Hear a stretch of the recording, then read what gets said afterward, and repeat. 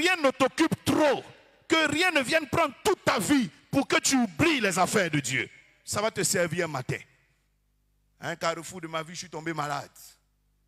Je me suis rendu compte que tout ce que je connaissais comme science et comme philosophie ne pouvait rien ce jour-là. La seule chose qui pouvait m'aider, c'est la prière. Je savais prier. Je savais prier. Les sciences ne m'apprenaient rien. C'est mon cardiologue même qui m'a dit que je peux tomber et mourir à tout moment. Rien du tout. La seule chose que je savais faire, je savais prier. Et j'ai commencé à prier. Ce jour-là, rien de tout ce que j'ai appris à l'école ne m'aidait. Rien.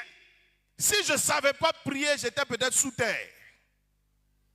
Mais heureusement qu'au milieu de tout ce que j'ai appris aussi à prier. Et j'ai commencé à prier. Pendant près de 6 heures, quand j'entends la voix de Dieu, je savais entendre la voix de Dieu.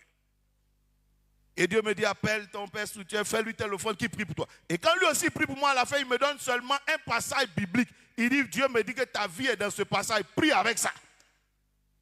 Tu vois, ta vie est dans un passage biblique, ça veut dire quoi? On te dit, ta vie est dans Psaume 91, celui qui demeure sous l'abri du Très-Haut repose à l'ombre du Tout-Puissant. Tu ne sais même pas quoi faire avec ça. Tu vas te promener dans la rue, celui qui repose à l'ombre du Tout-Puissant, celui qui repose... Tu ne sais pas quoi faire avec. On dit psaume 23, tu vas passer ton temps à réciter. Psaume 23, psaume 23, psaume 23. C'est pas ça. J'ai lu et j'ai médité. La Bible dit les paroles là sont esprit et vie. Il y a quelque chose dans cette affaire. Et quand j'ai fini de comprendre, j'ai lu, j'ai su comment on prie avec ce texte. Et j'ai prié avec ce texte toute la journée, le soir, j'ai été miraculeusement guéri. Mais si je ne savais pas faire ça, et qu'au milieu de tout ce qui m'avait occupé sur terre, c'était les mathématiques, les sciences techniques, l'informatique, la philosophie, la psychologie, tout ça qui m'avait occupé, j'étais mort. Occupe-toi aussi des affaires de Dieu. Tu en auras besoin à un carrefour de ta vie. Je pense même peut-être que Dieu m'a guéri parce que je m'occupe de ses affaires un peu. C'est pour ça, si tu n'évolues pas vite, ça ne me fait rien. Parce que quand Dieu trouve ton remplaçant, il te tue vite. Je m'amuse. Dis Amen. Quand il a trouvé Josué, là, même Moïse veut intercéder, il dit non. Je comprends pourquoi certains pasteurs ne veulent même pas que quelqu'un, quand ils sentent que tu veux grandir, il dit va loin de moi. Pour pas que Dieu trouve un Josué ici. Non. Amen.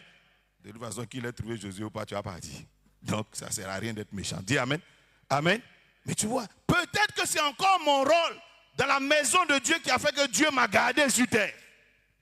Parce que je ne crois pas que ce soit à cause des sciences techniques, je ne crois pas à ça. Dis Amen.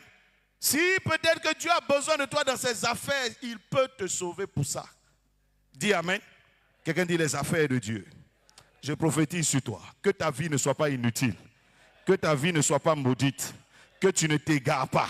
Que l'Éternel te fasse grâce. Qui t'éclaire, qui t'oriente. Au nom de Jésus de Nazareth. Quelqu'un dit Amen.